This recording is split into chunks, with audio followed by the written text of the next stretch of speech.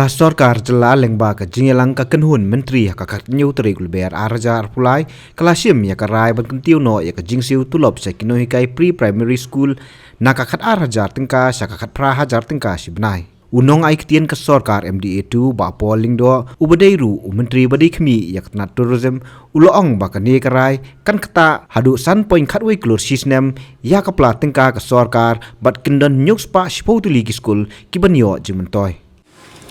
Finally, we took up the matter of the enhancement of grant and aid for pre-primary schools. This has been a long pending grievance of pre-primary school teachers. Altogether, there are 710 such schools, and we have decided to enhance the grant and aid, which at present is 12,000 rupees to 18,000 rupees